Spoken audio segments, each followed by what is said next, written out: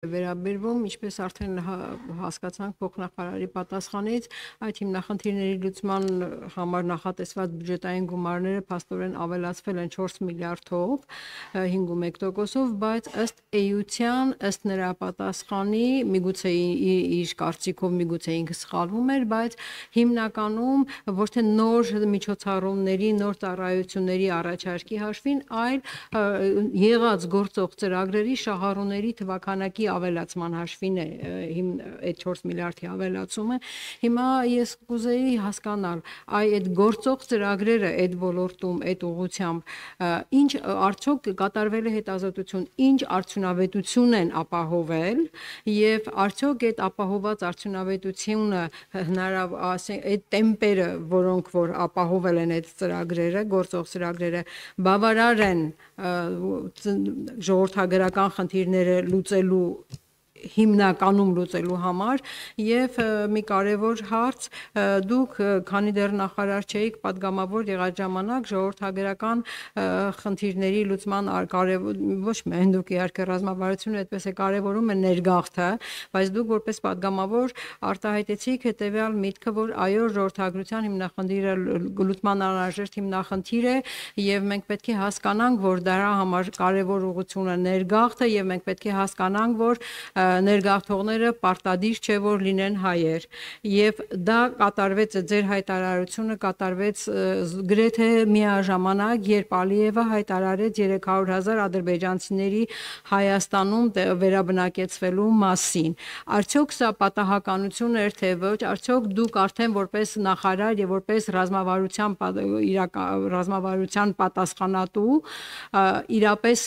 գտնում եք որ Ալիևը ճիշտ է Ալիևի պահանջը 300,000 ադրբեջանցիների վերաբնակեցման պահանջը ճիշտ է, եթե այո, ինչ հիմնավորմամբ, եթե ոչ, ինչու չեք որևէ կերպ բարձրաձայնում, որ նման պահանջ հնչեցնելը առնվազն սխալ է։ Տիկին Գյուրեղյան,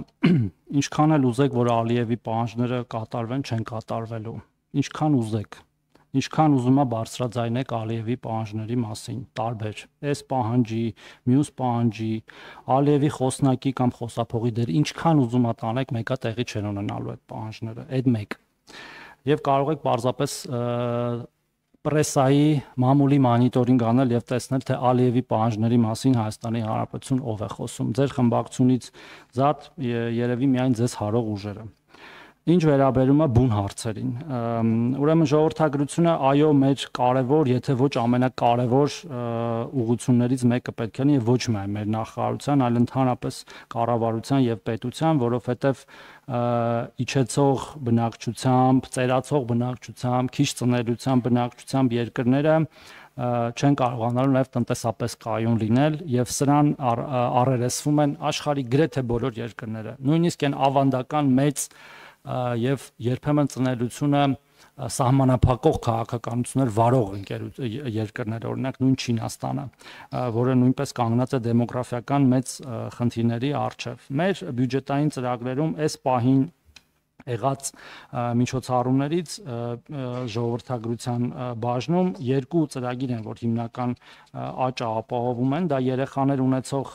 ընտանիքների բնակարանային ապահովման աջակցության ծրագիրն է, ինչը խոսում է նրա մասին, որ այն ընթանում է բավական բարեհաջող եւ մենք այս մասով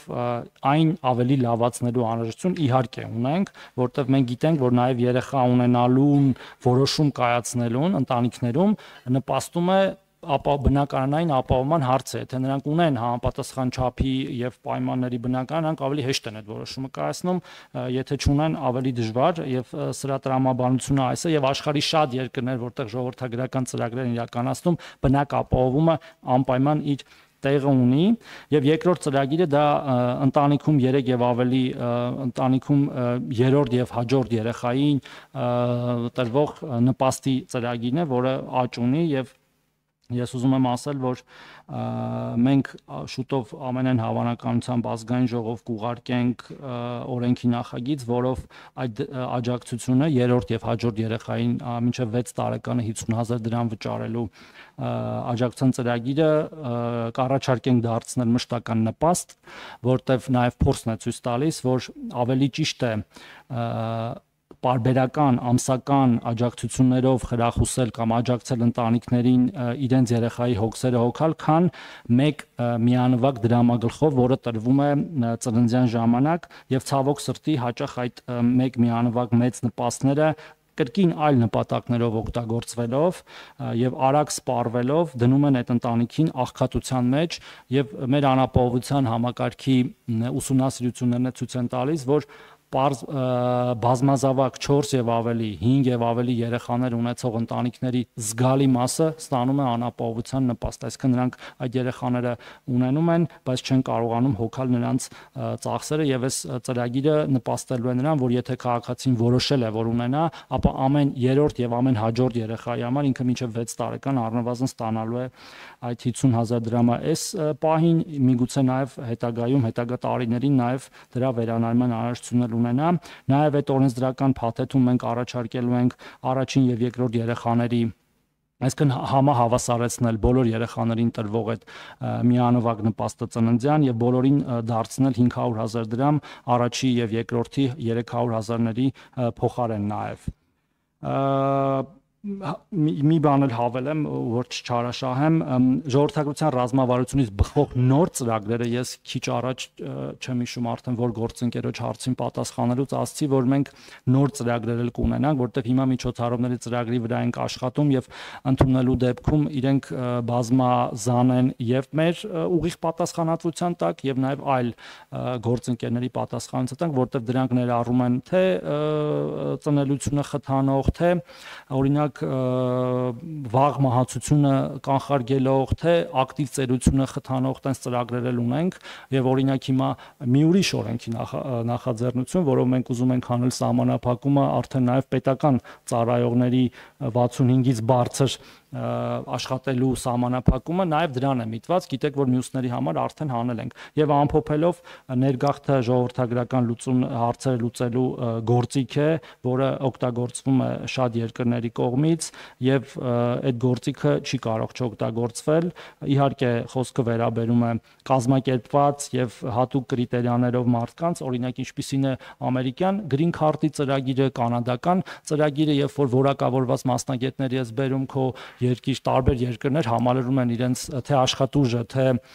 բնակչության թվաքանակը այդպիսի մասնագետներով եւ մենք նույնպես պետք է մտածենք դրա մասին։ Շնորհակալություն։ Ես արձագանք, ուրեմն, պարոն Թորոսյան, իհարկե ձեզ համար շատ լավ գործիք է դարձել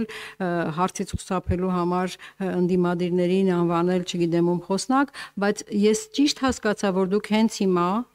նոր որպես արդեն կառավարության անդամ, ոչ որպես падգամավոր, հստակ հայտարարեցիք, որ Ալիևի 300,000 ադրբեջանցիների վերադարձի պահանջը մերժում եք եւ հայտարարում եք, որ այդ պահանջը չի կատարվելու։ Ես դա ճիշտ հասկացա։ Տիկին Գյուրեղյան, այդ դուք եթե հասկացել եք, որ չենք մերժում, դա դեռ չի նշանակում, որ մենք նոր պետք է մերժենք որևէ պահանջի կատարում, հասկանում եք։ Եվ նորից եմ կրկնում, Ալիև 300,000 փախստական վերադարձ, եկեք մի հատ բանով մեզ հայտնի եւ սիրելի Google-ով փնտրենք եւ տեսնենք ով է դրա մասին խոսում Հայաստանի Հանրապետությունում։ Եթե ոչ դուք, շնորհակալություն։ Շնորհակալություն, չասեմ շնորհակալություն այս պահի համար։ Համեցեք, պարոն Խաչատրյան, չէ, ցուցակը դեռ չի ավարտվել։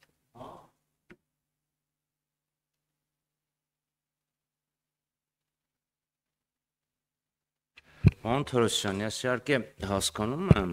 որ դուք կուզենայիք ինֆորմացիայի հոսքը արգելափակել եւ երկիր մեդիան եթերազրկել եւ հանրապետական սփռում շնորհել սպորտային մի ալիքին, ում տերը ձեր հետ շատ մտերիմ հարաբերություններ ունի եւ շողակաթ եթերազրկելը ձեր քաղաքականության մի մասը։ Ես հասկանում եմ, որ դուք կուզենայիք, որ մեր հայրենակիցները միայն perfect TV նայեին, լավ, Նիկոլա Մռնչաց Ալիևը վազեց պամպերսները փոխելու, բայց եկեք ընդունենք, որ իրականությունը մի քիչ տարբերվում է, այլապես աստվածավախ եւ կրթված Արծրուն Հովհաննիսյանի խոսքերը Դեգդիգական նահանջի մասին իրականությանը մի քիչ ավելի մոտ կլինեին, քան թե ձեր կուսակցության ղեկավարի կիրթ եւ կառուցողական գործընկերոջ խոսքերը։ Հիմա անցնենք հարցերի։ Քանի որ ես ինչքան հասկանում եմ արձագանքի հնարավորություն չկա, ես խնդրեի մի քիչ